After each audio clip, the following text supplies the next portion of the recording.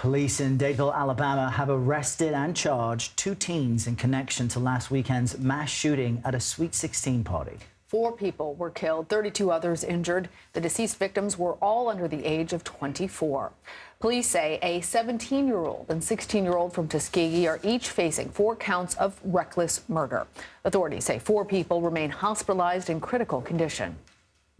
We're tired of going to the mothers and having to tell them that these kids are not coming home. So that's what we're going to be concerned about. Well, prosecutors say that the suspects will be tried as adults. CBS News senior national correspondent Mark Strassmann joins us now from Dadeville, Alabama. And it was remarkable, Mark, when the DA, during a press conference this morning, said there are 16 candles on a cake that will never be blown out. He seemed enraged and saying that these are all of our kids in the community and that something needs to be done. Just talk to us about the 2 teens now who've been arrested.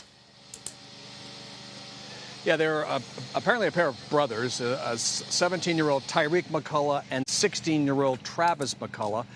Whether there was a connection between the brothers and the kids who were at the Sweet 16 dance party on Saturday night, that is unclear. I asked, they wouldn't say. The dance hall is about a half block from where I'm standing. The press conference was right behind me, where you heard that emotional guy giving the press conference, and he was sort of expressing what I think I've heard a lot in the last few weeks. Law enforcement who are just sick and tired of dealing with the gun violence in this country and are tired of having to knock on the homes of victims and tell somebody's loved one that somebody is not coming home, and that was clearly the case here. I think these arrests in this small southern city of about 3,000 people will do a lot of good, though. Ever since, people have not only been grieving, they've also been on edge.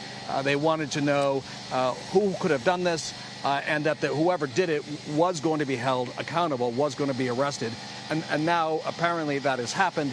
And my sense of it is that what law enforcement is trying to do right now is still put all the pieces together. They've only made those 4 charges of reckless murder for the 4 deaths. What they haven't done is tacked on all the other charges for all the other injured people, the 32 people who were injured, some of them presumably wounded. In fact, 4 of them are still in critical condition.